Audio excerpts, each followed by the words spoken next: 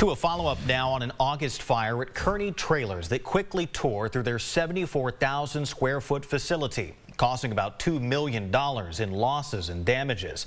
That fire happened off Highway 19 in Emory.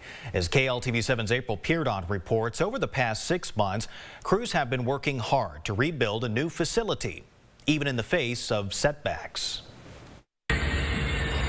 We're probably about halfway done. Since the 1980s, Kearney Trailers has been an asset in providing a variety of trailers and car haulers to East Texans. Since the fire in August, This has been a setback for us and everything, but like I say, we definitely have not stopped. Kobe Kearney, the owner, says they've already spent around $750,000 on rebuilding, We've got a 125-foot section of it here rebuilt now, including new equipment. new laser cutters, and we've got laser cleaning systems in now. We had to get pretty much all of our new fabrication equipment to make all of our parts and pieces with. Even with the ice storm, they kept going. But we were very lucky to be able to have the roof at least back on this facility to keep at least the snow and ice out of the inside of the building. The progress they've made so far could not have been possible without his team.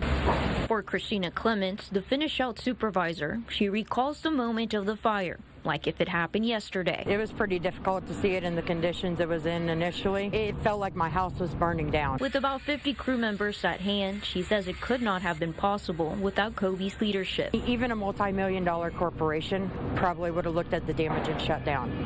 But he didn't give up on us. He didn't ask anybody to cut hours, cut pay, nothing. With a new facility in the works comes new changes. We're redesigning the whole layout of how the trailers are built, the procedure lines, how they go through the processes. Despite minor setbacks, We're definitely going to come back stronger, bigger, better, and definitely more efficient. April Peardon, KLTV 7 News. Now they plan to have a new facility finished up by sometime this summer with double their production.